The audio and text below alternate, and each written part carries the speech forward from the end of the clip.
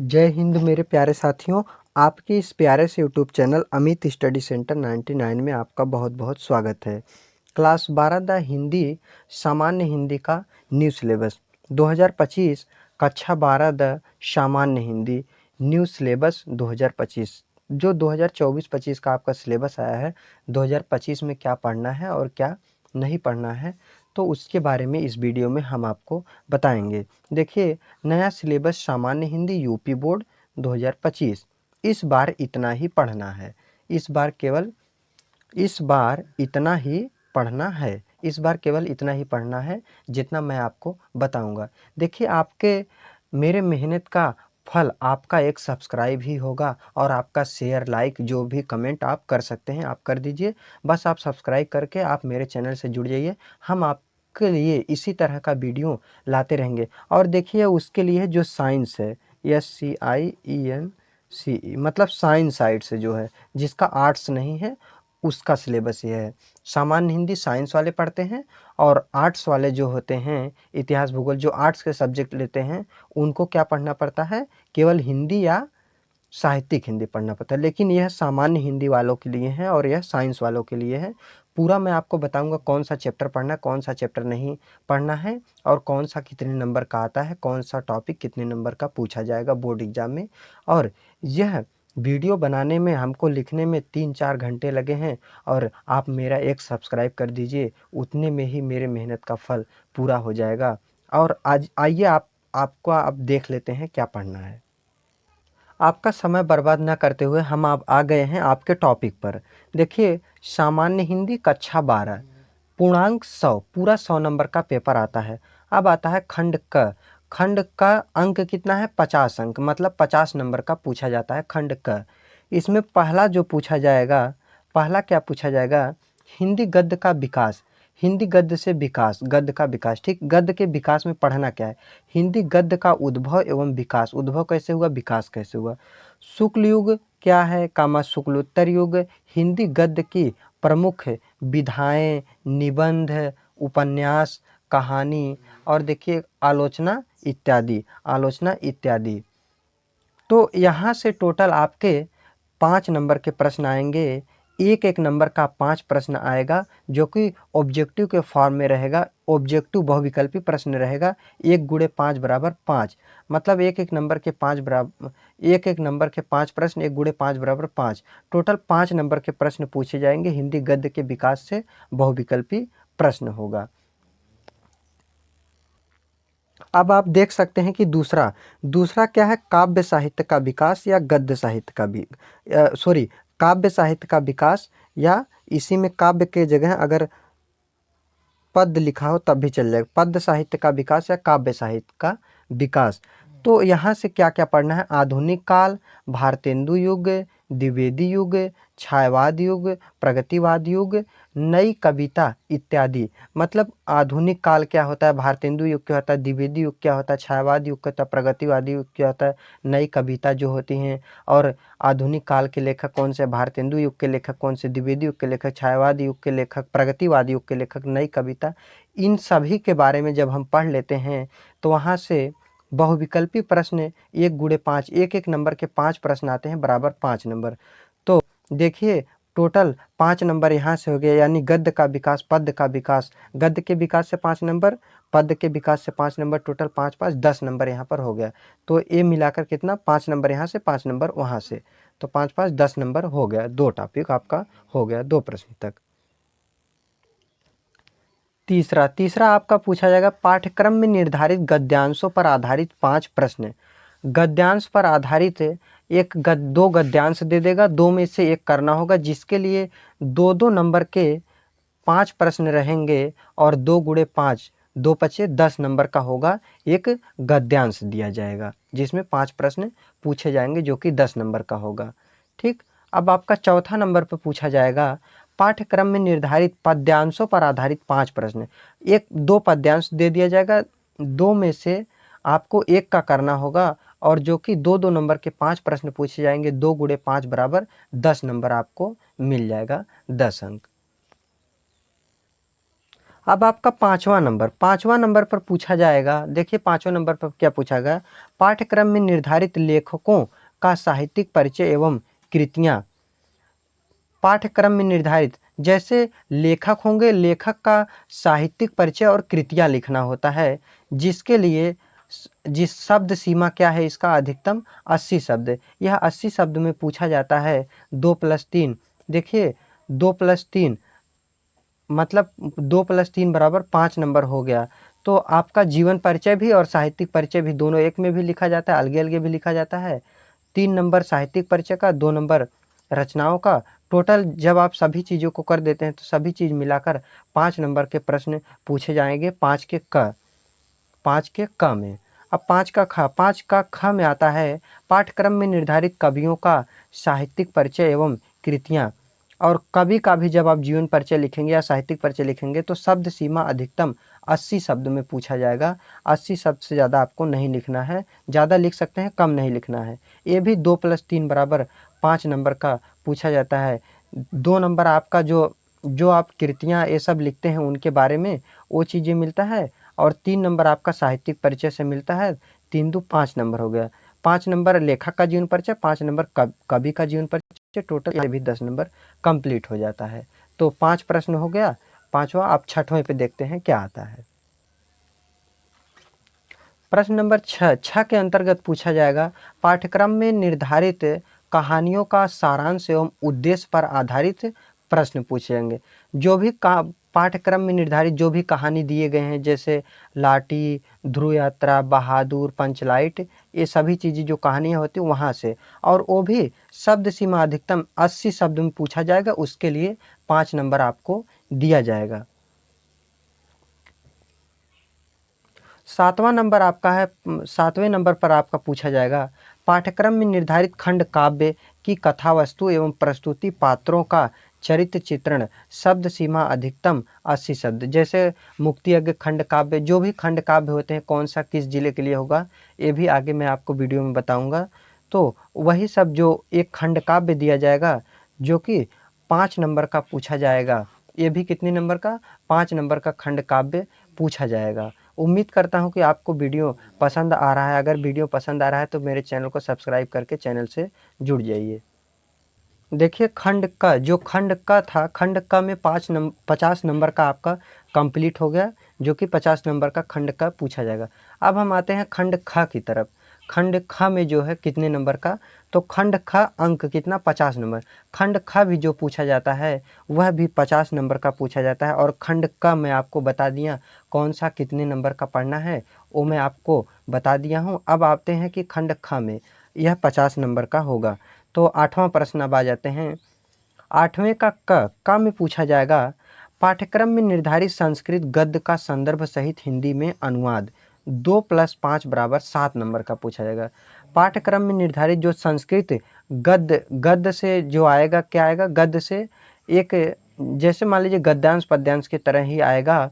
और उसमें पूछा जाएगा, जब आप संदर्भ लिखेंगे कि कौन सा चैप्टर है, किसने लिखा है, तो उसके लिए 2 नंबर मिलता है। और हिंदी में जब उसका अर्थ निकाला जाता है या अनुवाद किया जाता है तो उसके लिए 5 नंबर मिलता है। 2+5 बराबर 7 नंबर का पूछा जाएगा संदर्भ सहित अनुवाद, जो कि संस्कृत के अंतर्गत आता है।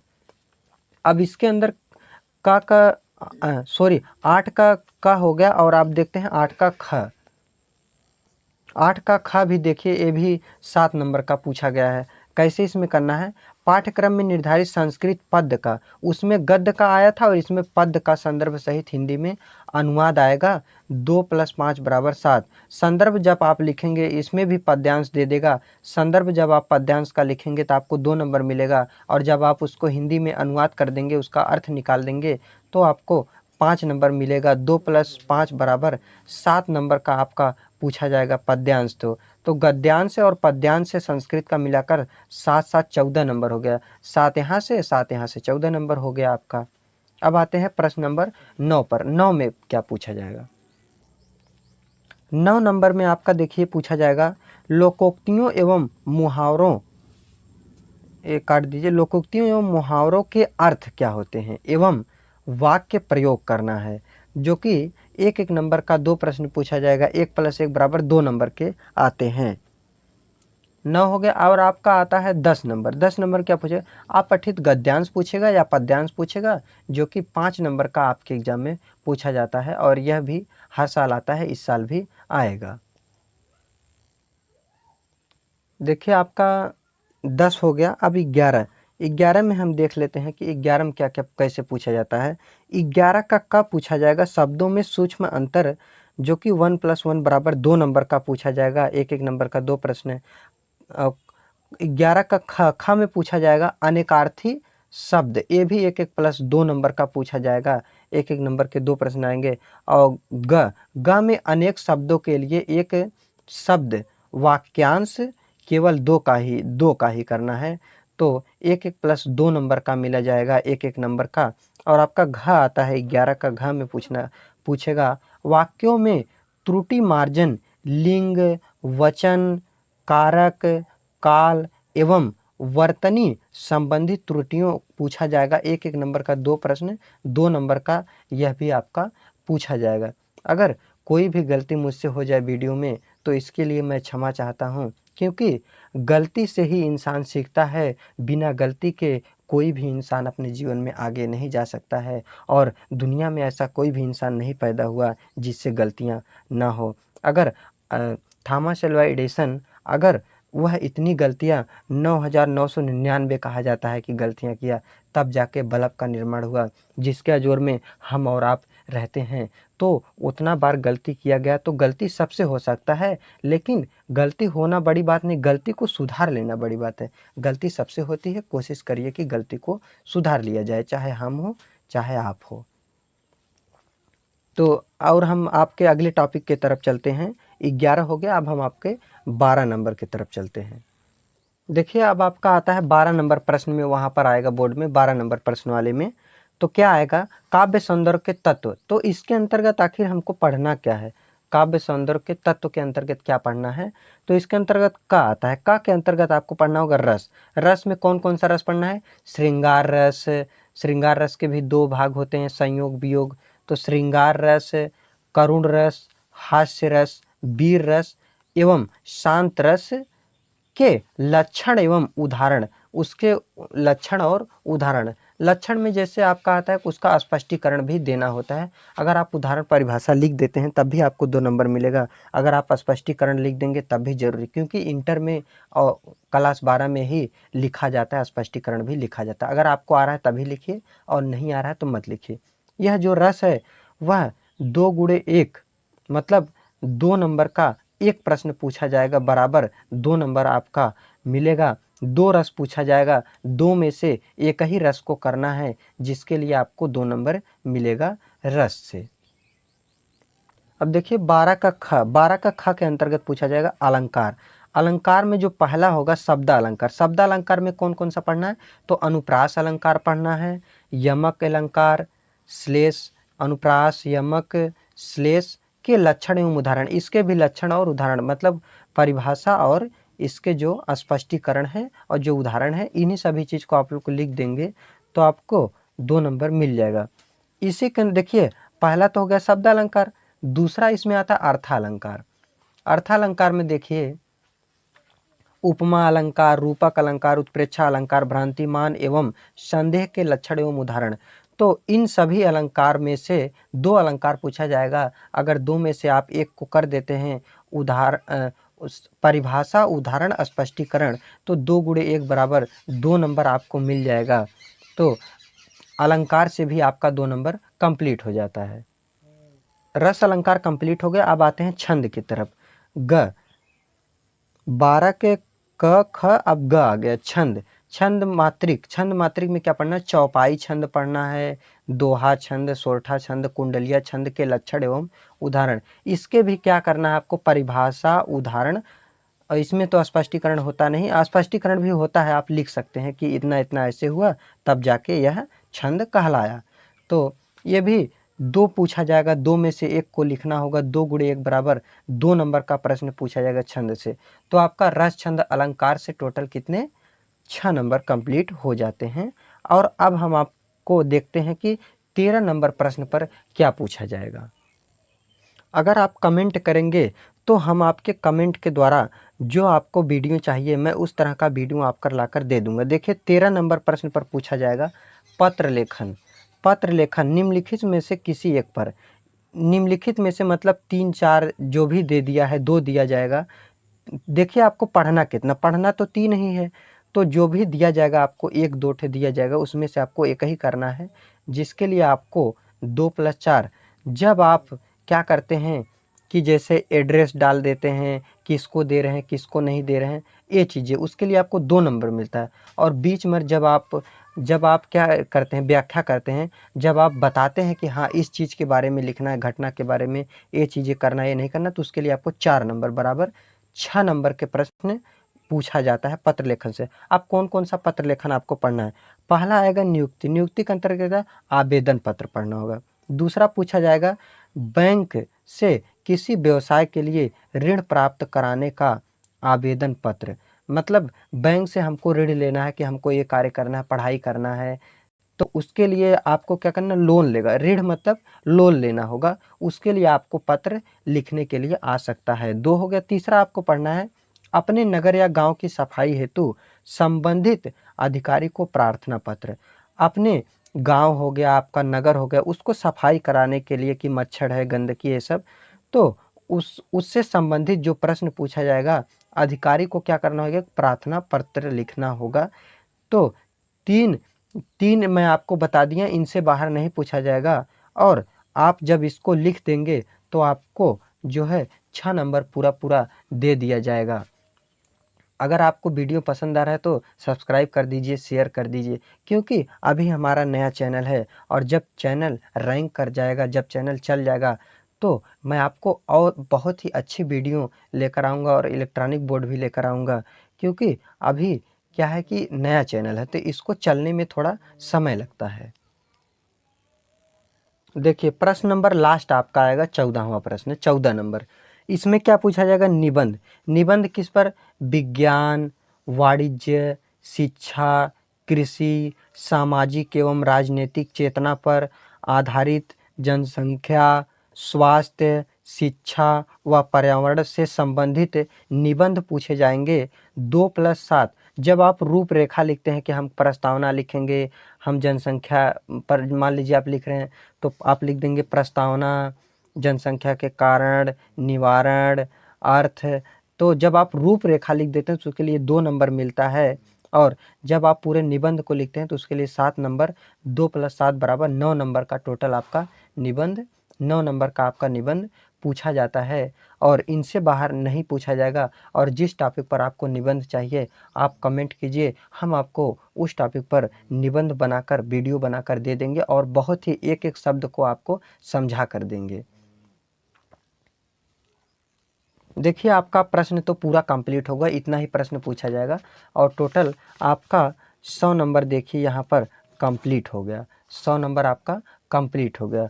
पूर्णांक जिसे क्या कहते हैं, पूर्णांक, पूर्णांक, पूर्णांक जो आपका 100 नंबर का पूछा जाएगा वह कंप्लीट हो गया। अब हम आपको बता देते हैं कि कौन कौन से चैप्टर पढ़ना है और कौन कौन से चैप्टर नहीं पढ़ना, गद्य, पद्य, संस्कृत, खंड, काव्य, कहानी, सभी चीज़ों को मैं आपको बता देता हूँ आगे। अब आप देख लीजिए कि गद्य खंड, गद्य खंड यानी गद्य में कौन कौन से चैप्टर पढ़ना है। तो यहाँ पर है लेखक का नाम, यहाँ पर है पाठ का नाम। गद्य खंड, गद्य खंड जो कि गद्यांश जिसको कहा जाता है, गद्यांश यहीं से प्रश्न आते हैं। गद्य खंड में हमको गद्य के कौन कौन से चैप्टर पढ़ना है और कौन कौन से पाठ का नाम है, यहाँ पर लेखक का नाम। देखिए गद्य में आपको पढ़ना है, पहला चैप्टर आपका है वासुदेव शरण अग्रवाल, क्या लिखे हैं उन्होंने, तो राष्ट्र का स्वरूप लिखा है। दूसरा है डॉक्टर हजारी प्रसाद द्विवेदी, तो इन्होंने क्या लिखा है, अशोक के फूल लिखा है।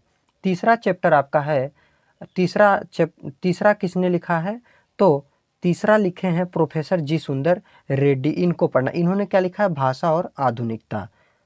ठीक, भाषा और आधुनिकता किसने लिखा है, प्रोफेसर जी सुंदर रेड्डी ने लिखा है।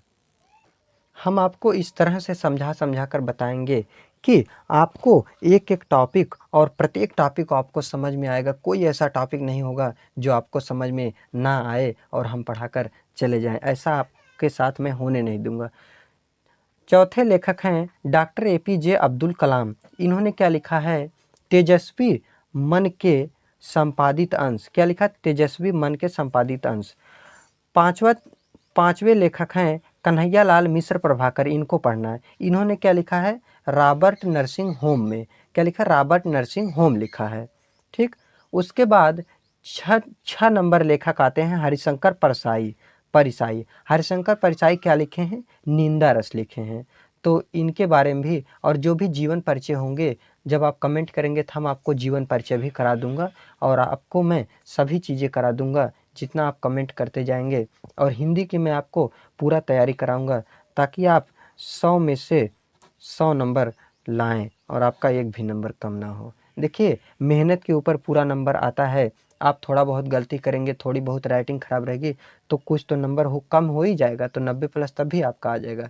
लेकिन अगर आप पूरी तरह से सत्य हैं और सही हैं, सही तरह से लिख पढ़ कर जाते हैं और सही तरह से कॉपी लिख कर आते हैं बोर्ड एग्जाम के, तो आपको पूरा नंबर वहाँ पर दे दिया जाएगा। तो देखिए, आप गद्य हो गया। अब हम पद्य की तरफ चलते हैं। देखिए, अब आपका आता है पद्य या काव्य। पद्य खंड या काव्य खंड, जिससे पद्य या काव्य खंड, जो कि हिंदी के अंतर्गत है। पद्य या काव्य खंड, यह संस्कृत का अंतर नहीं, संस्कृत अंतर्गत जो आएगा मैं आपको बताऊंगा। पद्य या काव्य खंड। पद्य में लेखक का नाम और पाठ का नाम। पद्य में जो पहले लेखक हैं अयोध्या सिंह उपाध्याय या हरिऔध, जो कि ये सब क्या होता है? गीत की तरह होते हैं। पहले लेखक अयोध्या सिंह उपाध्याय या हरिऔध। इन्होंने क्या लिखा है? पवन दूतिका लिखा है। दूसरे लेखक हैं मैथिली शरण गुप्त। इन्होंने क्या लिखा है? मैथिली शरण गुप्त। इन्होंने लिखा है कैकेयी का अनुताप, यानी गीत, कैकेयी का अनुताप गीत, जो कि किससे है? यह महाभारत से ले, कैकेयी, जो कि कैकेयी रामायण महाभारत इन सभी चीज़ों से यह पूछा जाता है। तो दूसरा इन्होंने मैथिली शरण गुप्त ने यही लिखा है, कैकेयी का अनुताप।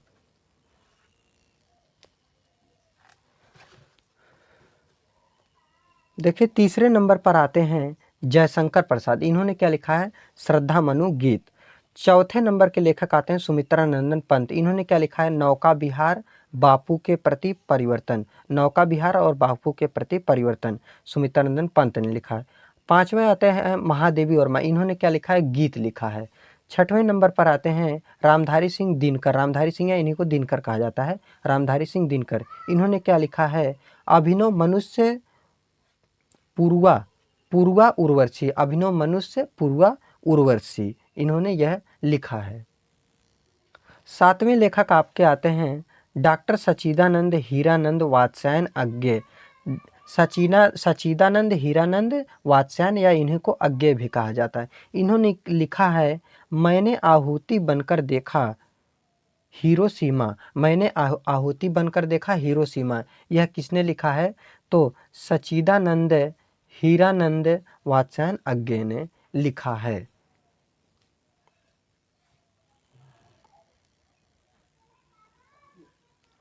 इसके बाद आपका आता है कहानी। देखिए, यहाँ पर सही से नहीं लिखा है, इसलिए मैं बगल में लिख दिया हूँ कहानी। कहानी पर आधारित प्रश्न, जो कि 5 नंबर पर पूछा जाता है।